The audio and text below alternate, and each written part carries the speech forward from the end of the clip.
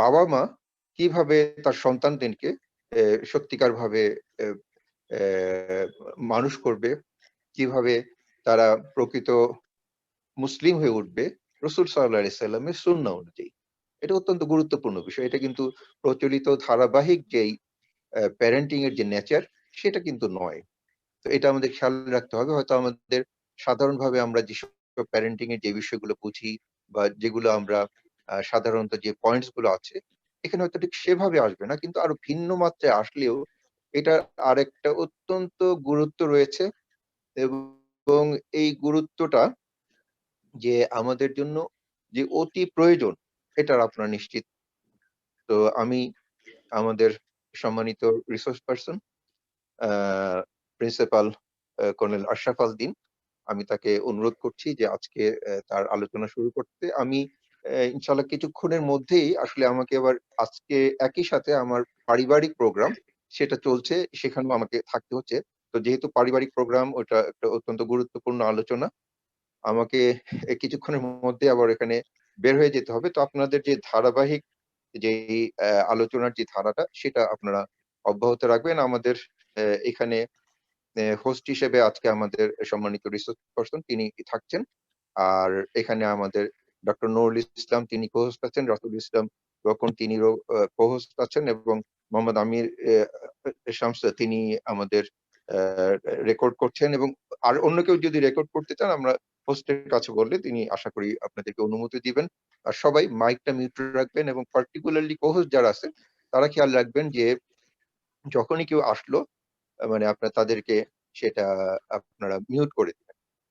তো আমি আজকে আপনাদের কাছে একটু ক্ষমা চেয়ে এবং এই প্রোগ্রামের আরো কল্যাণ কামনা করে আমাদের মোহতারাম রিসোর্স পারসন কে আন্তরিক ধন্যবাদ, মোবারকবাদ এবং সব পার্টিসিপেন্ট দেরকে ধন্যবাদ জানিয়ে আমি আপনাদের কাছ থেকে আপাতত বিদায় নিচ্ছি। আসসালামু আলাইকুম।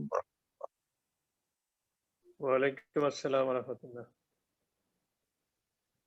বিসমিল্লাহির রহমানির রহিম। ইন্নাল হামদুলিল্লাহ। নুরুল ইসলাম ভাইয়ের গলা শুনলাম মনে হয়। জি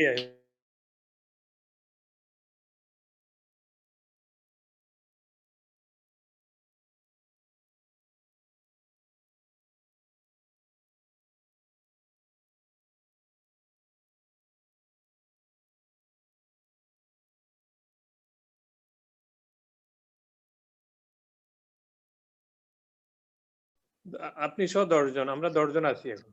আচ্ছা ইনশাআল্লাহ, নো প্রবলেম।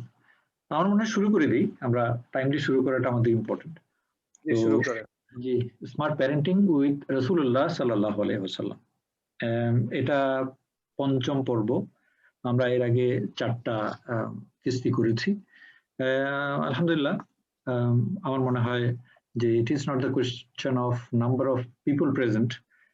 যতটুকু বেনিফিট হয় সেটা আল্লাহর তরফ থেকে। যদি একজনেরও হৃদয়ে এতে আকৃষ্ট হয় এবং আমরা যদি বেনিফিট পাই তাহলে আমাদের জন্য আমাদের এই প্রেজেন্টেশনের সার্থকতা হবে। শুরুতে সূরা আম্বিয়ার 107 নম্বর আয়াত, রাসূলুল্লাহকে আল্লাহ প্রেরণ করেছেন রাহমাতুল লিল আলামিন হিসেবে। রাহমাতুল লিল আলামিন কার জন্য? সমগ্র সৃষ্টির জন্য, এটা শুধু পৃথিবীর জন্য না।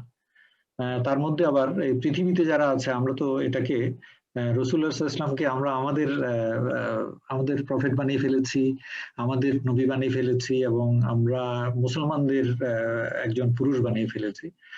আসলে কিন্তু এটা সঠিক নয়। এটা সঠিক নয়, কারণ উনি হচ্ছেন এই পৃথিবীতে যত মানুষ আছে, যত সৃষ্টি আছে, যত জগৎ আছে, যেগুলো আমাদের গোচরে এবং অগোচরে, সব সমগ্র সৃষ্টি সমূহের জন্য, সমগ্র মানে রহমতুল লিল আলামিন বলা হয়েছে, মানে অর্থাৎ জগৎ সমূহের জন্য উনি দয়া এবং রহমত। সুতরাং এখান থেকেই আমি গত একটা ক্লাসে ডিসকাস যেটা করেছিলাম সেটা বলবো যে রসুলের জীবন, রসুলের শিক্ষা, এটা আমাদের নিজেদের মধ্যে আমরা কুক্ষিগত করে রাখলে চলবে না, এটাকে পৌঁছে দিতে হবে পৃথিবীর যত মানুষ আছে সবার মধ্যে। আমাদের যারা প্রতিবেশী আছে, সে মুসলমান হোক অমুসলমান হোক, সে যদি মানুষ হয় তাহলে তার কাছে এটা পৌঁছে দেওয়া দরকার, সিরাত গ্রন্থ পৌঁছে দেওয়া দরকার, রসুলের শিক্ষার থেকে প্রাপ্ত যেসব আমাদের জিনিসপত্র আছে, তথ্য উপাত্ত আছে, এগুলো তাদের কাছে পৌঁছে দেওয়া দরকার, বিকজ এটার হকদার সেও। রাসূলুল্লাহ সাল্লাল্লাহু আলাইহি ওয়াসাল্লামকে শ্রেষ্ঠ মানুষ বলা হয়েছে। এখন উনি কিভাবে শিশু কিশোরদের মানুষ করেছেন, তাদের সুস্থ শারীরিক মানসিক বিকাশ নিশ্চিত করেছেন, কিভাবে তাদেরকে গড়ে তুলেছেন আগামী প্রজন্মের দিশারি হিসেবে, এই নিয়ে আমরা আলাপ করতে চাই।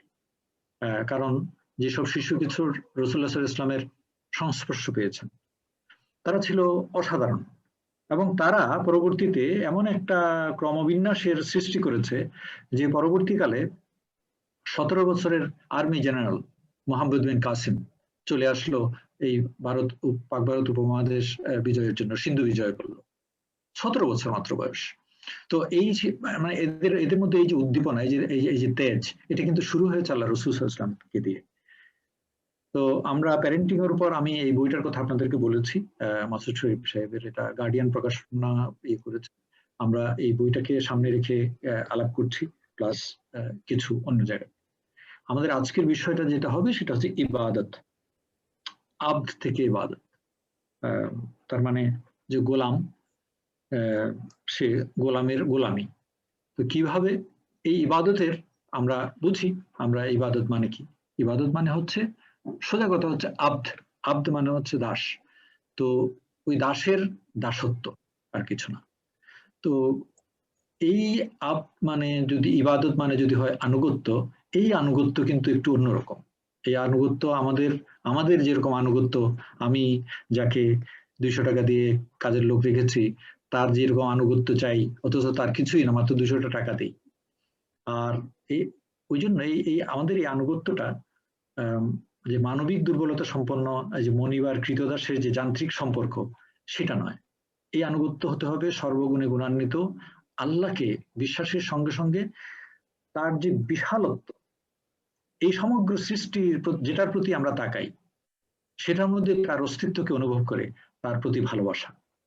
এবং একটা জিনিস আমাদের অন্তরে আমরা ফিল করতে হবে, সেটা হচ্ছে আমরা কত ক্ষুদ্রাতি ক্ষুদ্র আল্লাহর সমগ্র সৃষ্টির কাছে, অথচ আল্লাহ বলছেন তোমাদেরকে আমি ভালোবেসে তৈরি করেছি। আল্লাহ মানুষকে ভালোবেসে তৈরি করেছে, কি আশ্চর্য ব্যাপার! সেই ভালোবাসার উপাদান একজন আমি। সুতরাং আমাকে যিনি ভালোবেসে তৈরি করেছেন তাকে ভালোবাসা ছাড়া আমার আর কোনো উপায় নেই। তাকে তার আনুগত্য করতে হবে, তার প্রতি ভালোবাসা থাকতে হবে বুক ভরা, এবং তার আদেশ মান্য করে চলতে হবে। তারপরেও যেহেতু শয়তান আছে, যেহেতু আমরা ভুলের ঊর্ধ্বে নই, আমাদের নিজস্ব অলসতা আছে, আমরা অনেকেই আদেশ অমান্যকারী হয়ে যাই। সেটার জন্য আল্লাহর কাছে ক্ষমা চাইতে হবে। আর যারা বিরোধিতাকারী, তাদের শাস্তি এবং জাহান্নাম, এগুলোর কথা শুনে আমরা ভয় পাই। আল্লাহর কাছ থেকে এটা থেকে বেঁচে থাকার জন্য আল্লাহর কাছ থেকে প্রার্থনা করতে হবে। ঈমান আর ইবাদত এই দুইটা আলাদা জিনিস। একটা হলো ঈমান, ঈমান আনলে পরে তারপর আমি ইবাদতে যাব। কিন্তু একটার সাথে একটা খুব সম্পর্ক, খুব ঘনিষ্ঠ সম্পর্ক। মানে উদাহরণ হিসেবে বলা যায় গাড়ি আর চাকার মতো। ওই চাকায় শুধু যদি থাকে, গাড়ি না থাকলে এটার কোনো মানে হয় না। আর গাড়ি আছে চাকা নাই, তো একেবারে অচল একটা জিনিস হয়ে থাকলো। একটি ছাড়া আরেকটির কোনো কার্যকারিতাই নেই। তাই দেখা যায় যে যার ঈমান মজবুত, আল্লাহর আরাধনায় সে তত বেশি নিবেদিত থাকে। আমরা যে আরাধনা করি বুঝে না বুঝে, ভনিতা করি, ঢং করি, এটা না। এই আল্লাহ আরাধনা হতে হবে, ইবাদত হতে হবে, উপাসনা হতে হবে ঈমানের ভিত্তিতে, আল্লাহকে বুঝে, আল্লাহকে হাজির নাজির জেনে।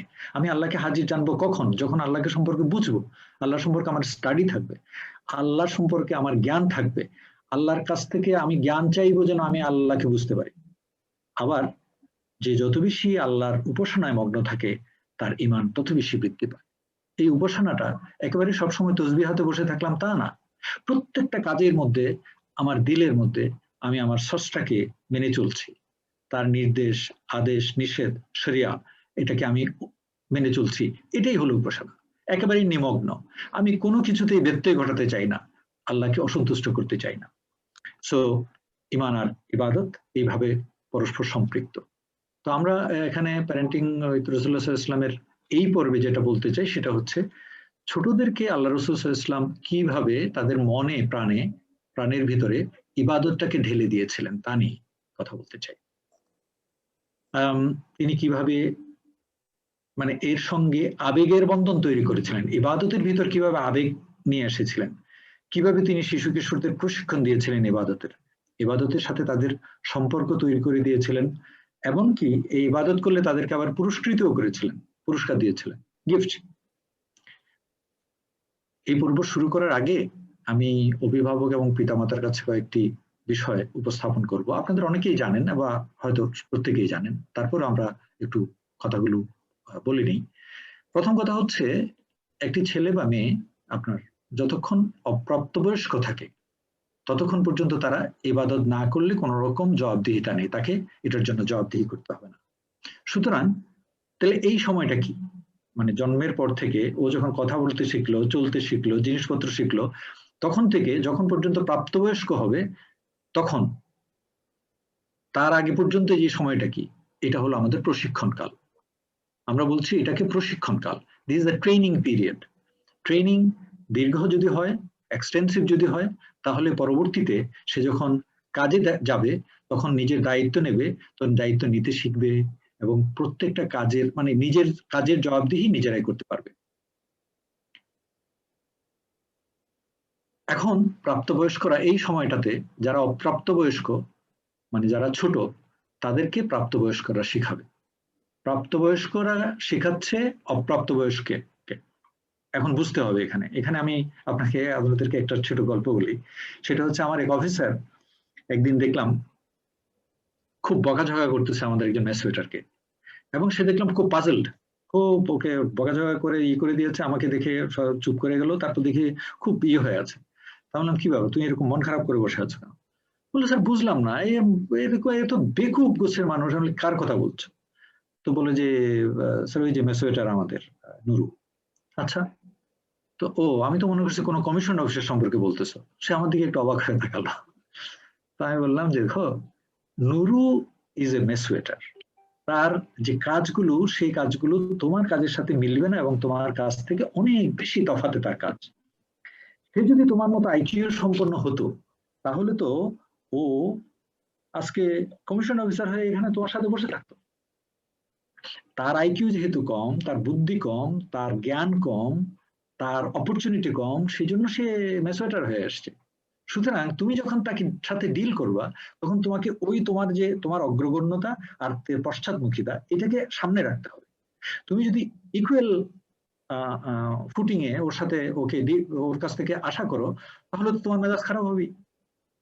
হেসে দিল, স্যার আমি তো এইভাবে চিন্তা করি নাই। তাহলে হ্যাঁ, তুমি ওকে বকা দিবা, কিন্তু এটা তোমার মন খারাপ করবে না, তুমি মনে মনে হাসবা যে এই পাগলটাকে একটু সিধা করতে হবে।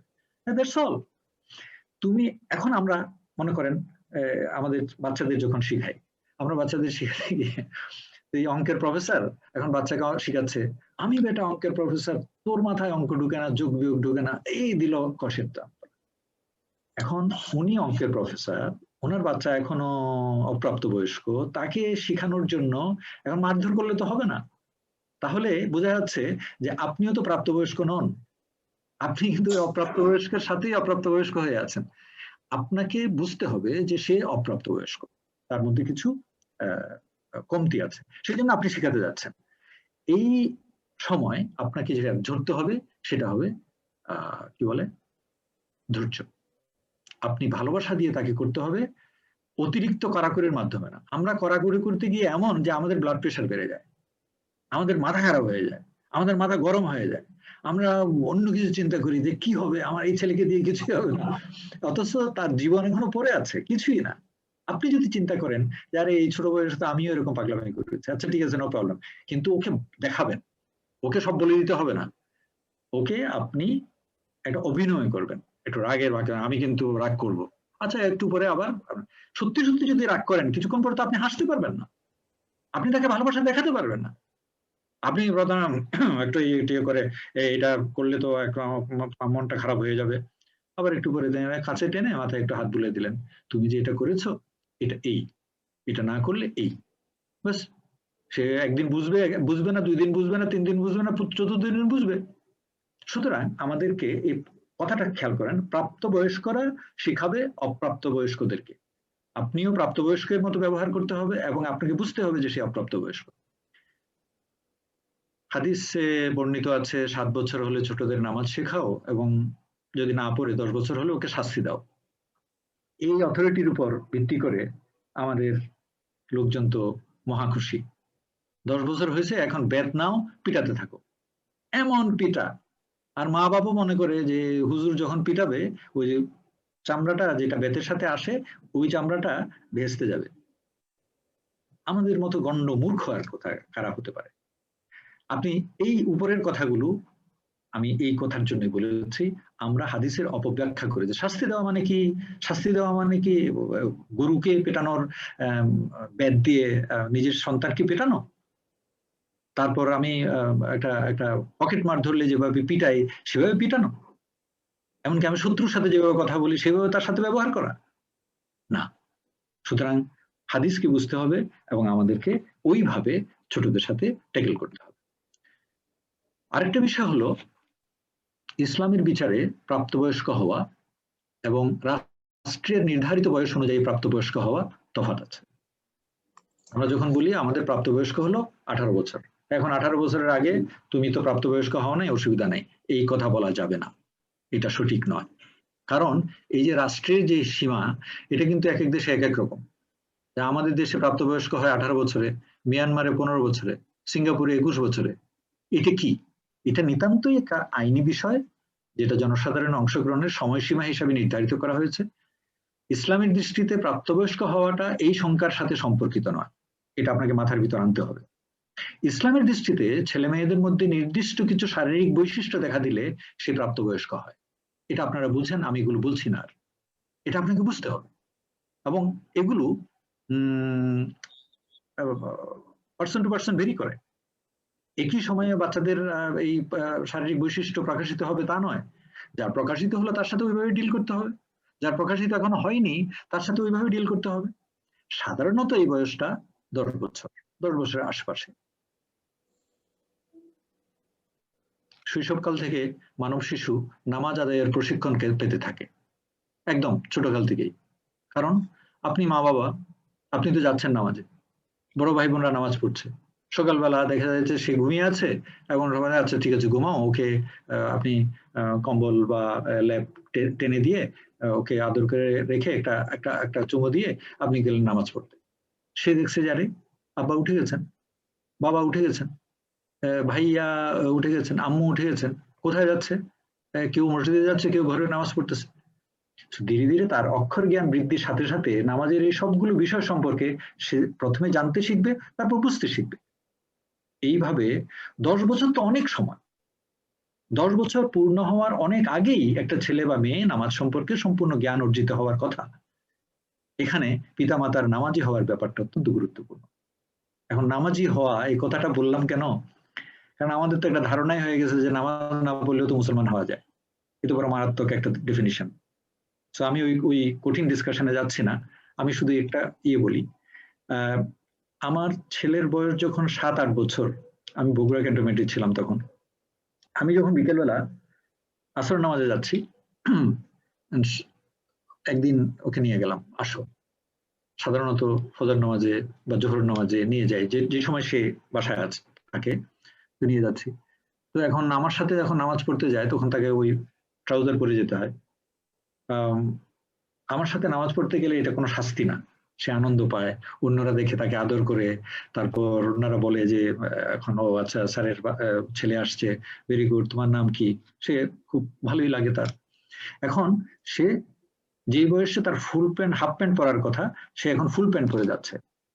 কয়েকদিন পরে এখন সে বলল আমি স্কুলে ফুল প্যান্ট পরে যেতে চাই, কিন্তু তার স্কুল ড্রেস হচ্ছে হাফ প্যান্ট। আমি প্রিন্সিপালকে বললাম, দেখা করলাম, গিয়ে বললাম যে আপনার স্কুল ড্রেস তো হচ্ছে হাফ প্যান্ট, কিন্তু আমার ছেলে এখন সে যেহেতু ওই নামাজে যাওয়ার সময় এটা পরে, তারপর আর ওই খেলার সময় আর এটা খুলতে চায় না, এখন তার একটা লজ্জা এসে গেছে হাফ প্যান্ট পরতে। প্রিন্সিপাল বললেন, স্যার আপনার ছেলের জন্য এটা ব্যতিক্রম হিসেবেই থাকবে, অসুবিধা নাই, আমি দরকার হলে ম্যানেজিং কমিটির চেয়ারম্যানকে বলে দেবো, এবং আমি আপনাকে জানি, আপনার ছেলের মেয়েকে আমি জানি, সো সে ট্রাউজার পরেই আসবে। এই যে ওর মধ্যে যে ও যেটা চাচ্ছে এটা আমি চাইনি, হাফ প্যান্ট পরলে আমার অসুবিধা কি, it's all right, there is no problem, কিন্তু ওর মধ্যে যে এটা একটা লজ্জা এসে গেছে, এবং তারপর নামাজের ব্যাপারে তার আল্লাহর মতে এই যে তার ভিতরে যে জিনিসটা হলো, যে আমি আস্তে আস্তে কোনো সময় একটা জিনিস বলছি, কোনো সময় আরেকটা জিনিস বলছি, কোনো সময় বলছি তো আচ্ছা দেখো তো বাবা এটা পরে আমাকে বলো তো এখানে কি আছে। 10 বছরের অনেক সময়, 10 বছরের অনেক আগেই সে নামাজ সম্পর্কে জেনে যাওয়ার কথা সব কিছু। তো আমি সেই কথাটাই বলবো যে আমরা মাতা পিতাই ঢিলামি করি বলে আমাদের আমাদের কি বলবো, আমাদের গাফিলতির জন্য আমাদের বাচ্চারা সঠিকভাবে বেড়ে ওঠে না, অথবা আমাদের অতি কড়াকড়ির জন্য ওরা ভয় পেয়ে সবকিছু ছেড়ে চলে যায়।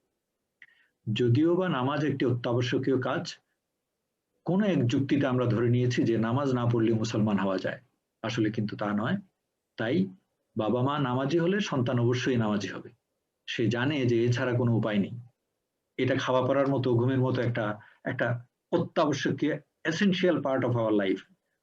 নামাজ না পড়ে বড় হওয়া যায় না, মুসলমান হওয়া যায় না, এটা তাকে শিখতে হবে। এইভাবেই আপনার সন্তানকে এইভাবে শিখতে হবে। সুতরাং ওকে সেই পরিবেশ দেওয়ার দায়িত্ব আমাদের বড়দের। আমি এখন আপনাকে বললে হবে না।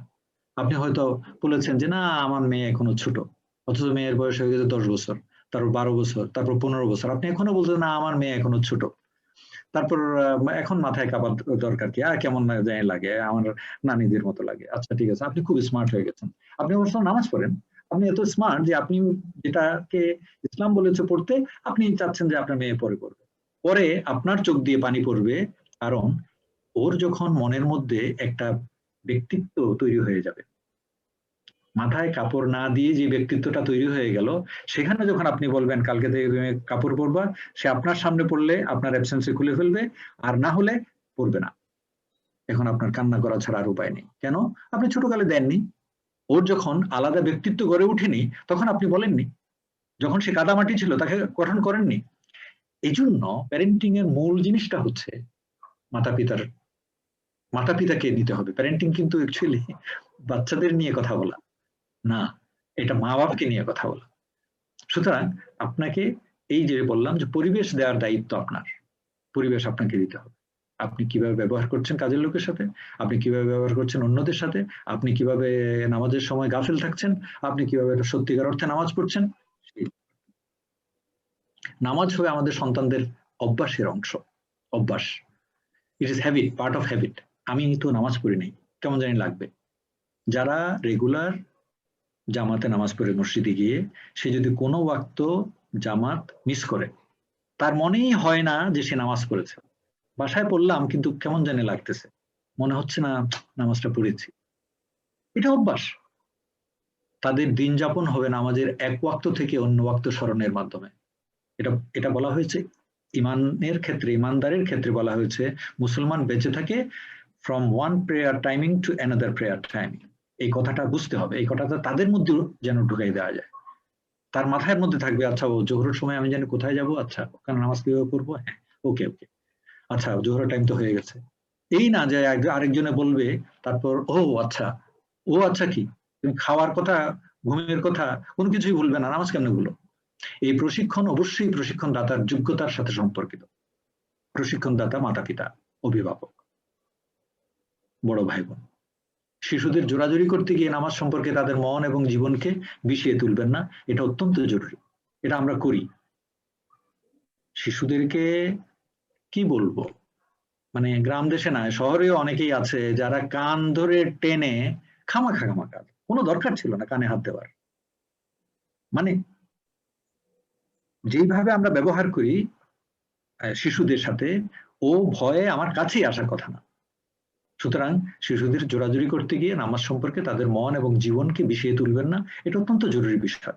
এটা আপনার জন্য বলছি না, আপনি যেন ডানে বায়ে আপনার প্রতিবেশীদেরকে, আপনার ভাই বন্ধুদেরকেও বলেন। কারণ আমাদের মধ্যে একটা জিনিস আছে, আমরা মনে হয় কড়াকড়ি করলে খুব হবে না। আমাদের দেশে যেমন হাফিজি যখন পড়তে যায় মুখস্থ করার জন্য প্রচন্ড রকম শাস্তি দিয়ে কড়াকড়ির মাধ্যমে করায়। সবকিছু হাফিজি না, আমি হাফিজির ব্যাপারে অন্য কথা, সেগুলো অন্য ডিসকাশন। বাট নামাজের ব্যাপারে তা করতে হবে না। নামাজ অভ্যাস, এটা এমনি হয়ে যাবে, না হবে কেন? অস্থির হয়ে তাড়াহুড়ো করার কোনো প্রয়োজন নেই, কারণ জন্ম থেকে এই পর্যন্ত 10 বছর পর্যন্ত দীর্ঘ সময়। এই দীর্ঘ সময় নিয়ে তাদেরকে নামাজে অভ্যস্ত করা যাবে, কিন্তু শুরু থেকেই এ ব্যাপারে সচেতন থাকতে হবে। আমার বাচ্চার এখনো বয়স হয়নি, এ ধরনের আহ্লাদী মনোভাব আমাদের প্রশিক্ষণকেই নষ্ট করে। তারপরে আরেকটা হলো আমরা খামাকা ভয় দেখাই, মিথ্যা কথা বলি যে এই হবে তো এই হবে। ইভেন আমরা জাহান্নাম টাহান্নাম সম্পর্কেও এমন কথা, কতগুলো কথা বলি। আপনি কোরআনের যেসব জাহান্নামের ব্যাখ্যা আছে সেগুলোতেই তো মানুষের গা শিহরিত হয়ে যায়। কারণ আপনাকে আর খামাকা মিথ্যা কথা বলতে হবে কেন, মিথ্যা ভয় দেখাতে হবে কেন? ভয় কেন দেখাচ্ছেন? ভয় দেখালে তো ও কাছে আসবে না, ও বলবে আচ্ছা আচ্ছা বাবা ওই নামাজের কথা পরে পরে শুনবো, কারণ ও ভয় পাচ্ছে। সো এতে হিতে বিপরীত হয়, ওরা বেঁকে যায়, ও ভিতর থেকেই ইয়ে হয়ে যাবে। এবং শয়তান তো আছে, শয়তান আরো ঘুরাই দেবে। খেয়াল রাখবেন তারা যেন আল্লাহর সামনে দাঁড়াতে মজা পায়, আগ্রহ পায়। আল্লাহর সামনে দাঁড়াতে নিয়মিত তাগাদা মানে দিয়ে গেলে নামাজের অভ্যাসের অংশ হয়ে যেতে বাধ্য। আমি সেদিন একটা ছবিটা এখানে আপলোড করি নাই, একটা ছবি দেখাতে পারতাম। সেটা হচ্ছে জার্মানিতে গ্রুপ অফ চিলড্রেন, কিছু স্কুলের ছাত্রদেরকে একটা মসজিদ দেখাতে নিয়ে যাওয়া হয়। আমি ছবিটা পেয়েছি, আমি জানি না এটা কতটুকু অথেন্টিক, কিন্তু একটা ছবি দেখলাম এবং ওখানে অনেকগুলো বাচ্চা, জার্মান বাচ্চা। মসজিদে নিয়ে গিয়ে ওদেরকে বলা হলো যে মসজিদে যেভাবে মাটির উপর গিয়ে একেবারে মাথায় সেজদা দেওয়া হয়, তোমরা ওইভাবে সেজদা করো দেখি কতক্ষণ। ওরা কিছুক্ষণ ওখানে ওই সেজদার পজিশনে থাকলো। তারপরে সবাই যখন দাঁড়িয়েছে তখন টিচার তাদেরকে জিজ্ঞেস করছে যে আচ্ছা কেমন লাগলো বলো দেখি। এক একজনের মন্তব্য এক এক রকম। একজন বলতেছে I was talking to the Jesus, আরেকজন বলতেছে আই ওয়াজ আমার আমার সবকিছু যেন মাটির ভিতর ফ্লো হয়ে যাচ্ছে, I have got no tension. And আরেকজন বলতেছে যে somebody was calling me and I was so good। আশ্চর্য ব্যাপার, মানে এইভাবে। আরেকজন বলছে যে don't be angry if I become a Muslim because this is a good gesture। দেখেন ব্যাপারটা হচ্ছে কি, ওকে জোর করে নাই কেউ, ওকে ছেড়ে দিয়েছে এইভাবে করো। সেজদা যখন করবে বাচ্চা তখন সেজদার মাধ্যমে সে আল্লাহর কাছে পৌঁছাবে, আল্লাহর সাথে কথা বলছে। বাবা তুমি ফিস ফিস করে কার সাথে কথা বলো? যে আমার সবচেয়ে কাছে। তো তুমি যে সেজদায় গিয়ে ফিস ফিস করে কথা বলো, এটা আল্লাহ কিভাবে শুনেন? নিশ্চয়ই আল্লাহ আমার খুব কাছে। হ্যাঁ আল্লাহ তোমার খুব কাছে। ব্যাস আপনি এই যে দিয়ে দিলেন, এটা এই আল্লাহর বলা হয় না যে শাহরগ থেকে, যে কাঁধের রগের কাছাকাছি, রগের থেকেও দূরত্ব কম। এই যে দূরত্ব কম কথাটা তাকে বুঝিয়ে দেন নামাজ দিয়ে, তখন সে সেজদায় গেলে অন্য কিছু করবে না, এটাই তার মনে পড়বে। নামাজের সময় হয়ে গেলে আপনি যদি নিজের ঘরে, পাড়ার মসজিদে অথবা কোথাও যাচ্ছেন, থামিয়ে মসজিদে গিয়ে নামাজ আদায় করেন। এটা যদি আপনার অভ্যাস হয় তা আপনার সাথে সাথে আপনার সন্তান এটা আত্মস্থ করে নেবে ইনশাআল্লাহ। আরেকটি বিষয়ের কথা ভেবে প্রশান্ত চিত্ত হতে পারেন, আপনিও সন্তুষ্টি পেতে পারেন। সেটা হলো অ্যাকচুয়ালি আল্লাহর ইবাদতটা আল্লাহ বান্দার ভিতরে, বান্দার ফিতরতের অংশ করে দিয়েছে। বান্দাকে তৈরি করার সময় বান্দার ফিতরতের অংশ করে দিয়েছে। বান্দাকে তো প্রথমেই জিজ্ঞেস করেছিল যে তোমার মান রব্বুকা কালুবালা, মানে বিষয়টা কি? আল্লাহ বলছেন যেমন সমগ্র সৃষ্টিতে সবকিছু আল্লাহর ইয়ে করছেন, আল্লাহর জিকির করছে। তো আমরা সৃষ্টি না, আমি তো জিকির করার কথা। সুতরাং আমার ভিতরে এই জিনিসটা আছে, আপনি শুধু একটু ব্যবস্থা করে দিতে হবে, আর কিছু না। আল্লাহ নিজেই মানুষের মধ্যে এই সৃষ্টির সময় এই ফিতরতকে ভরে দিয়েছেন। কাজেই নামাজ আদায় আপনার সন্তানের ফিতরতের মধ্যেই আছে, প্রয়োজন শুধু আপনার কাছ থেকে সুন্দর প্রশিক্ষণ। কারণ আল্লাহ বলছেন তার প্রত্যেকটি সৃষ্টি সারাক্ষণ তার ইবাদত করছে, মানুষেরও তাই, কেবল বিভ্রাট করছে শয়তান। সবাই মিলে এই ব্যাপারে সচেতন হতে হবে। যেমন আপনি বসে আপনার ওয়াইফ দেখতেছে জি টিভি, আপনি দেখতেছেন অন্য কি টিভি, আর না আমি তো খেলা দেখতেছি, দেখেন তো ব্যাস। এখন ওই শয়তান বিভিন্ন ভঙ্গিতে আসছে, এখন আপনার ছেলের কাছেও যদি শয়তান অন্যভাবে হাজির হয়, আপনি কিভাবে ঠেকাবেন? আপনার পক্ষে ঠেকানো সম্ভব। যদি খেলা দেখেন, ওকে নিয়ে দেখেন, বলেন যে ওকে আচ্ছা জি টিভি দেখতেছো, আসো দেখি এটা, মা এটা কি দেখো, এগুলোর মধ্যে কি আছে? আপনি খুব মজা পাচ্ছেন, তো আপনি অপেক্ষা করেন, আপনার ছেলে তখন অন্য কিছু এমন কিছু করবে যেটা আপনার পছন্দ হবে না। আরেকটি উৎসাহব্যঞ্জক দিক হচ্ছে মানব জীবনের শুরুর দিকে মানব সন্তানের মধ্যে কোনো দৈহিক চাহিদা থাকে না, ওরা ছোট, এটা একটা ডিস্ট্রাকশন, আল্লাহ তৈরি করেছে এভাবে। আল্লাহ পুরুষ নারী হিসেবে তৈরি করেছে, এর মধ্যে আকর্ষণ তৈরি করেছে, এর মধ্যে কিছুকে বৈধ করেছেন, কিছুকে অবৈধ করেছেন, কিন্তু আল্লাহই তৈরি করেছেন। এখানে এগুলোকে পরীক্ষার উপাত্ত বানানো হয়েছে, এগুলো আপনারা ভালো করেই জানেন।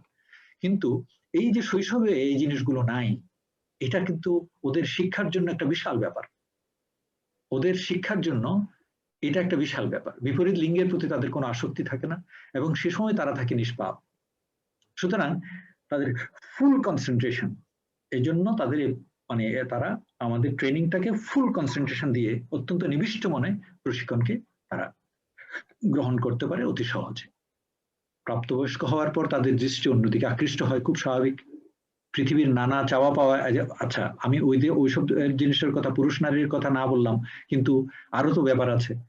পৃথিবীর বিভিন্ন চাহিদা আছে, তাকে আয় করতে হবে, সংসার চালাতে হবে, নানা কিছু রেসপন্সিবিলিটি চলে আসে। সুতরাং পৃথিবীর নানা চাওয়া পাওয়া তার প্রাধান্যে চলে আসে। সুতরাং অনেক বিজ্ঞানী বলছেন যে অ্যাকচুয়ালি বাচ্চাদের শেখানোর সবচেয়ে বেশি বয়স হচ্ছে এই শুরুর 10 থেকে 12 বছর। এই সময় ওরা শিখে, তারপর ওরা শিখে না, তারপর ওরা আগের গুলোকে রিপিট করে। বিজ্ঞানীরা বলছেন 2.5 থেকে 5 বছর পর্যন্ত মানব সন্তানের ব্রেইন ডেভেলপমেন্ট হয় এবং এই ব্রেইন ডেভেলপমেন্টের সময় তাকে একসাথে 5টা ল্যাঙ্গুয়েজ নাকি শেখানো যায়। বিজ্ঞানীদের কথা, আপনি তো মনে করতেছেন একটাও শেখানো যাবে না। আনন্দের সাথে উৎসাহ দিয়ে তাকে 5টা ল্যাঙ্গুয়েজ একসাথে শেখাবেন, কোনো অসুবিধা হবে না। আপনার আমার হবে, আমরা বড় হয়ে গেছি, আমরা 3টা শিখতে গেলে একসাথে একটার সাথে আরেকটা লেগে যাবে, ওর কিচ্ছু হবে না, ও শিখতে পারবে। এই সময়টাকে ওই জন্য আমরা অত্যন্ত কাজে লাগাতে হবে, যে সময় তারা অত্যন্ত কনসেন্ট্রেশন দিতে পারে তাদেরকে, কিন্তু এটা আনন্দের সাথে, উৎসাহের সাথে, সেই জন্য আগ্রহ নিয়ে আসে। এই না যে আমি আমার মারের ভয়ে সে এসে বসছে, তাইলে না। খেয়াল রাখবেন, আমাদের তৈরি করা অনাকাঙ্ক্ষিত ব্যবহার এবং পরিবেশেই শিশুদের ইচড়ে, বা আমরা বলি না ইচড়ে পাকা, এই ইচড়ে পাকানোর কাজটা করে, আমরাই করি। আমরা বাচ্চাদের যেটা বাচ্চা সুলভ নয় সেগুলোর মধ্যে ঢুকাই দিই।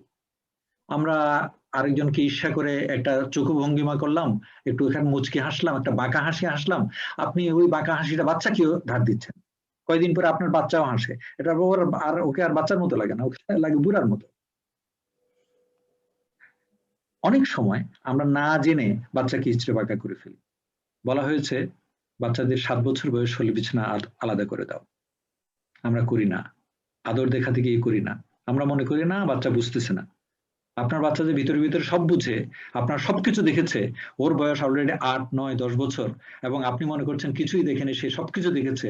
You do not even know, you have spoiled your child. ইচড়ে পাকানা আরো কিছু করে ফেলেছেন, কারণ আপনি হাদিস মানেন নাই, আপনি বিজ্ঞান মানেন নাই।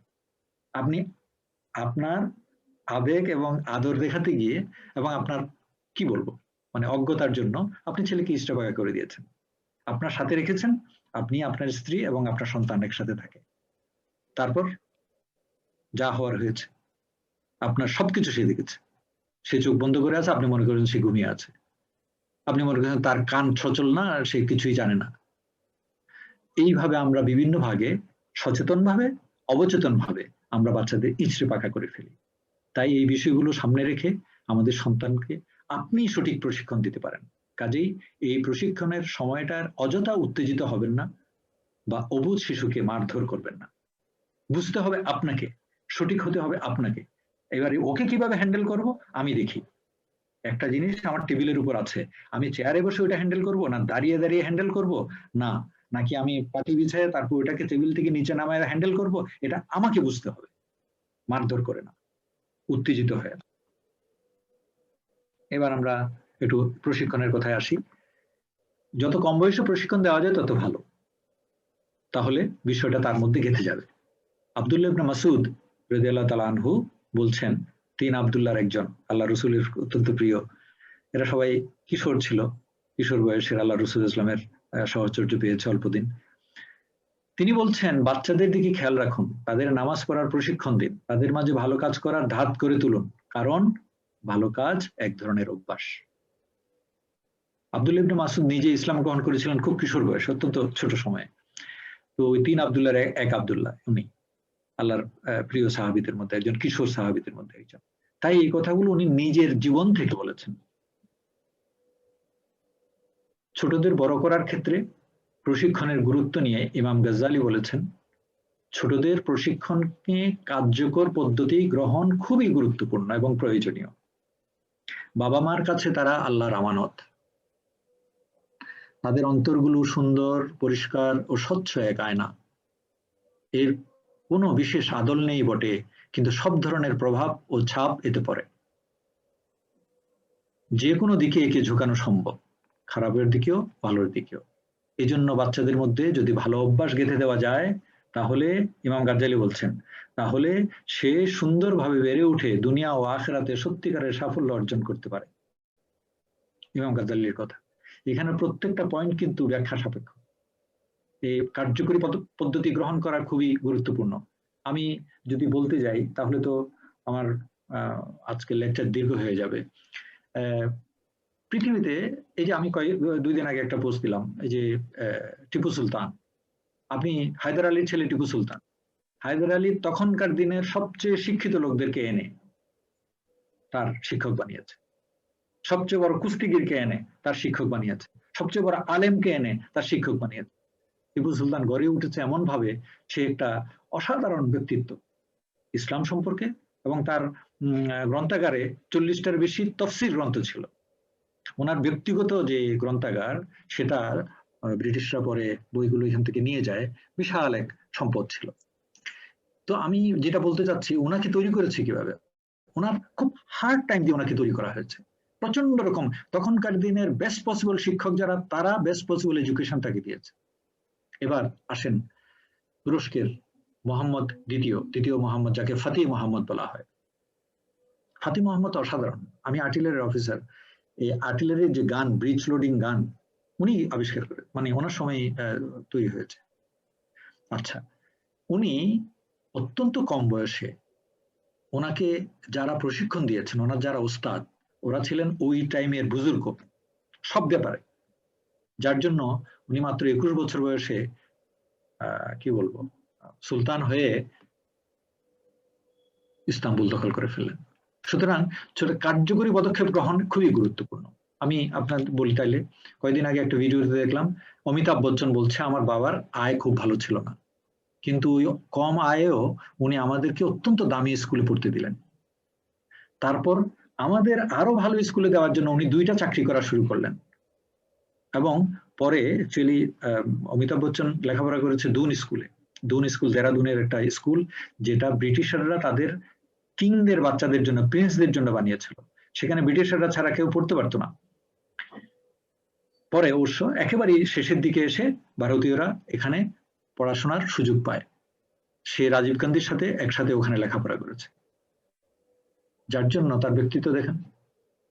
মা বাপের এই লেখাপড়াটা তাকে এমন ভাবে তৈরি করে দিয়েছে। সে যদিও সিনেমা করেছে, কিন্তু if you study his personality is different. আমি এই উদাহরণ অনেকগুলি দিলাম। মা বাবার কাছে তারা আল্লাহর আমানত। আমানত মানে তো আপনি ইচ্ছা করে, আপনি আল্লাহ আপনাকে একটা আমানত দিয়েছে, এটাকে নষ্ট করার কোনো অধিকার আপনার নাই। আপনি বুঝে হোক না বুঝে হোক, এটা নষ্ট করার কোনো অধিকার আপনার নাই। আপনি যদি এখন কান্নাকাটি করেন যে আমি না বুঝে করে ফেলছি, আপনাকে আল্লাহর কাছে মাফ চাইতে হবে। আল্লাহ আপনাকে আমানত দিয়েছিল, আল্লাহ আপনাকে আমানত দিয়েছে, আর আপনি সেটাকে নষ্ট করেছেন। কিভাবে? হয়তো বেশি আশকারা দিয়ে, অথবা বেশি কাঠিন্য দেখিয়ে, অথবা অবহেলা করে, কোন রকম নজর দেননি। ব্যাস, আমানত নষ্ট হয়ে গেছে। আমানত এখন নষ্ট হয়ে গেছে, আর আপনি আফসোস করছেন। আপনি আফসোস করবেন কেন? আপনার জন্য আফসোস হয় সমগ্র দুনিয়ার, যে আল্লাহ আপনাকে দিয়েছিল। একটা জিনিস খেয়াল রাখতে হবে, সব সন্তান ক্লাসে ফার্স্ট হওয়ার জন্য আসে না, ফার্স্ট হয় একজন। কিন্তু আমরা এমন নাদান, আমরা চাই, সব গার্ডিয়ান চায় আমার বাচ্চা ফার্স্ট হোক। সে অন্য জায়গায় ফার্স্ট হবে, অন্য কিছুতে ফার্স্ট হবে, অসুবিধার কোথায়? তার একটা জায়গা আছে, ওমা খালাকতা হাযা বাতিলান। আল্লাহ বলছেন, খামাকা আমি কোনো কিছু তৈরি করিনি, আপনার সন্তান কেউ না। সুতরাং আপনার সন্তান যদি তোতলাও হয়, মনে করবেন এটাও আল্লাহর রহমত। আপনি জানেন এই যে জো বাইডেন, সে তোতলা। এখন দেখেন কত বড় বক্তৃতা দিয়ে সে কত বড় পলিটিশিয়ান এখন কোথায় চলে আসছে, যেখানে সে তোতল ছিল। সুতরাং কোনোটাই কোনো কিছু না, মানে আমাকে এটা আল্লাহর আমানত হিসেবে গ্রহণ করতে হবে। এমনকি অটিস্টিক বেবি যদি হয়, তাকেও কিভাবে যত্ন নিতে হবে সেটা নিয়ে আমরা পরে আলাপ করতে পারবো। দেয়ার আর সিস্টেমস। এটা একটা অসাধারণ জিনিস। আল্লাহর আমানত কথাটা আমাদেরকে বুঝতে হবে, আমাদেরকে মানতে হবে, আমাদেরকে ভয় পেতে হবে। আল্লাহ আমাদেরকে আমানত দিয়েছেন, আমি যেন আমানত নষ্ট না করে। আল্লাহ তাদের অন্তরগুলো সুন্দর, পরিষ্কার, স্বচ্ছ আয়নার মতো। এই স্বচ্ছ আয়না কথাটা কিন্তু ভয় ধরিয়ে দেয়। আমি যদি কোনো খারাপ আচরণ করি, আমার ওটার প্রতিফলন ওখানে হবে, ওই আয়নার মধ্যে আমার প্রতিফলন হবে। আমি বাইরে দেখালাম আমি খুব ভালো মানুষ, আমি ভিতরে ভিতরে একজন অত্যন্ত খারাপ লোক, এই খারাপ চেহারাটা ওই আয়নার মধ্যে প্রতিফলিত হবে। আপনার সন্তানের কাছে আপনি লুকাতে পারবেন না, পিতামাতা সন্তান থেকে লুকিয়ে থাকতে পারে না। সুতরাং এই ধরনের জিনিসপত্র না পড়ে, সুতরাং আবার এই যে বলছে যে কোনো দিকে ঢুকানো সম্ভব, সুতরাং ওকে শয়তান এসে শয়তানের দিকে নিয়ে যেতে পারবে।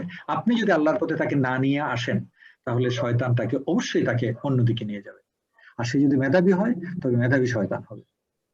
সুতরাং আল্লাহ যদি আমাদেরকে মেধাবী বাচ্চা দেয়, এটার জন্য আপনার চেষ্টা করতে হবে এবং আরো বেশি সন্ত্রস্ত থাকতে হবে যে এটার তো মেধা দিয়েছে আল্লাহ, এখন আমি যদি সঠিকভাবে এটাকে কাজে লাগাতে না পারি, তাহলে তো হবে না। দুনিয়া এবং আখিরাতে সত্যিকারের সাফল্য যেন অর্জন করতে পারে আমাদের সন্তানরা।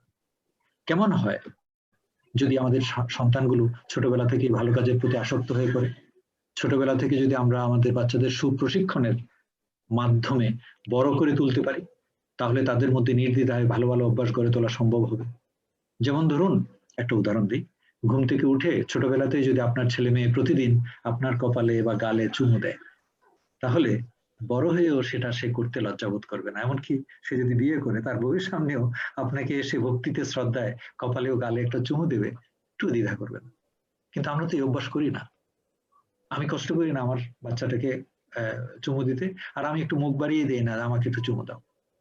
অভ্যাসে জোর দিয়ে এরকম গুণাবলী বাচ্চাদের মধ্যে ভরে দেওয়া সম্ভব, ভালো জিনিসপত্র সম্পর্ক অর্জনের জন্য। নবীজি নামাজ পড়ার সময় অল্প বয়সীদের সঠিক জিনিস শেখাতে কার্পণ্য করতেন না, উনি সঠিক জিনিসটা আবার শিখিয়ে দিতেন।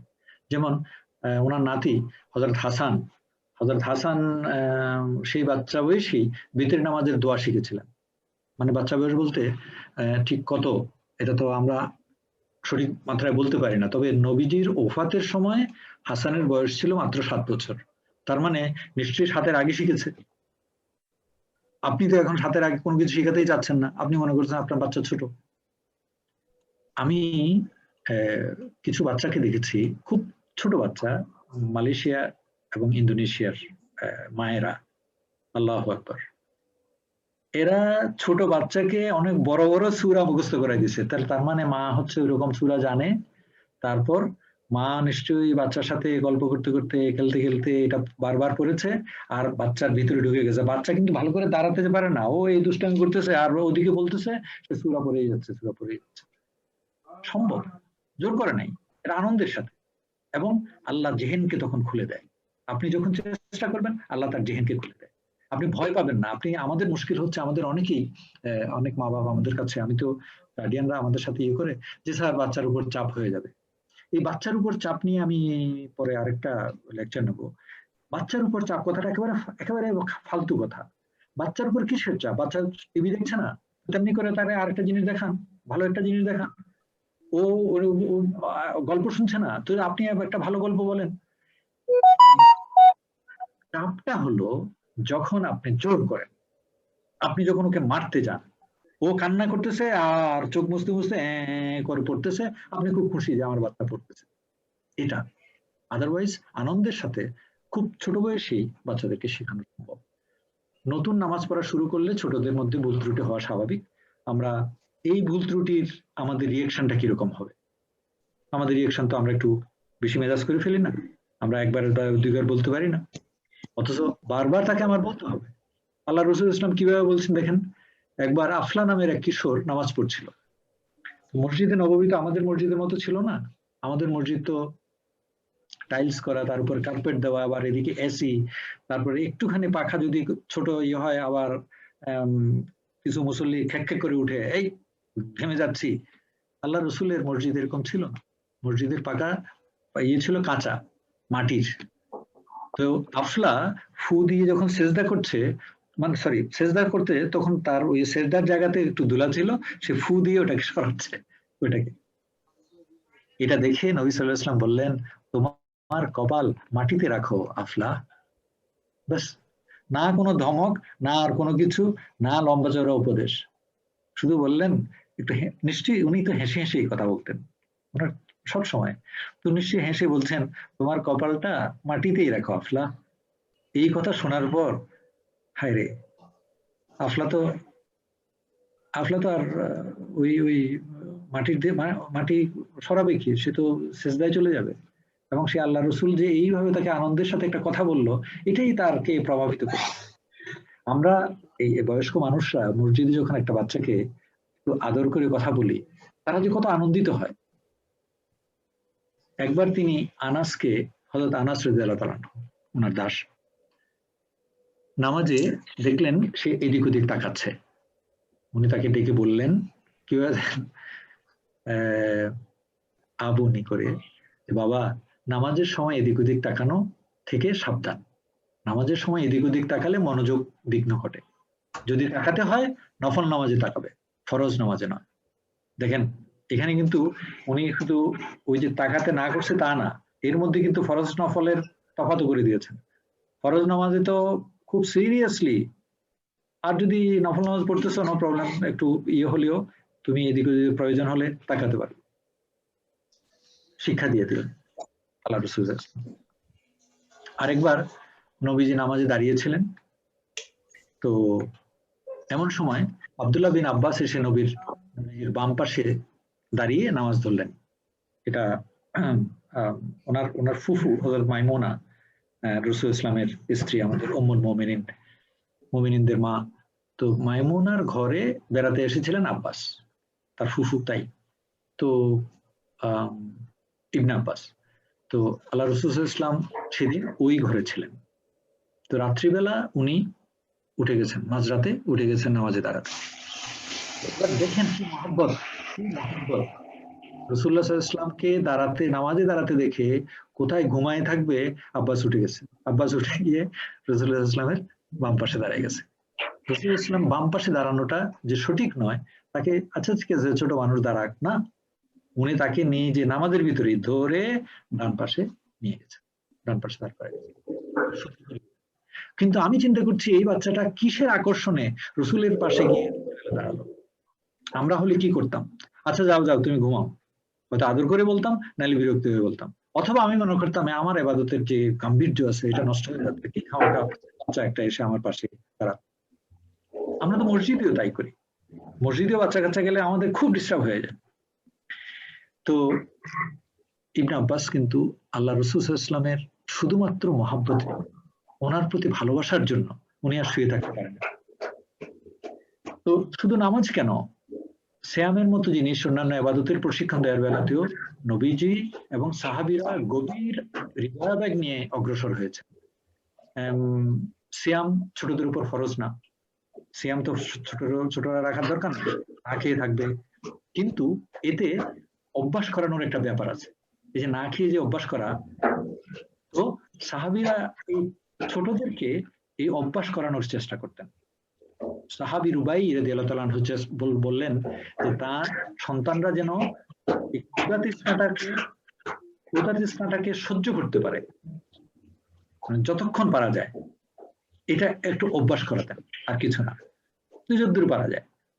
তিনি বলছেন, এই যে সাহাবী বলছেন, ছেলেদের জন্য আমরা তুলার খেলনা বানিয়ে নিতাম, ক্ষুধায় কাতর হয়ে কেউ কান্নাকাটি করলে তাকে ওগুলো দেওয়া হতো, মানে খেলার জন্য। খেলতে খেলতে বাচ্চা খাওয়ার কথা ভুলে যেত, এরপর এক সময় ইফতারের সময় হয়ে যেত, ইফতারের সময় হয়ে গেলে বাচ্চাকে খুব ইয়ে দিয়ে বা বা বা তুমি সুন্দর রোজা রেখে দিয়েছো, অনেক সওয়াব হবে, তাকে দেওয়া হলো।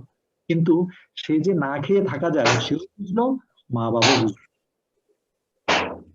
বাচ্চাদের তো সিয়াম পালনের কোনো প্রয়োজন ছিল না, তারপরও সাহাবীরা এইভাবে তাদের প্রশিক্ষণ দিতেন, কেননা তারা দেখেছেন নবীজি বিভিন্ন বিষয়ে কিশোরদের কিভাবে প্রশিক্ষণ দিয়েছেন, সেখান থেকেই তারা এর গুরুত্ব বুঝেছেন। সাহাবীরাও তাই এইভাবে করেছেন।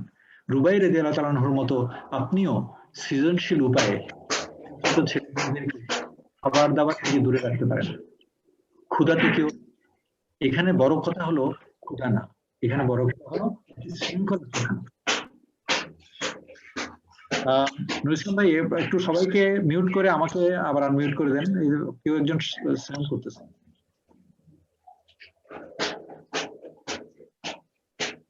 ইসলাম ভাই শুনতে পাচ্ছেন? হ্যাঁ, সবাইকে মিউট করে দেন, আমাকে আনমিউট করে নাও। এখনো শুনতে পাচ্ছি। কে একজন ইয়ে করছে, মানে ওই যে নিজের ইয়েটা।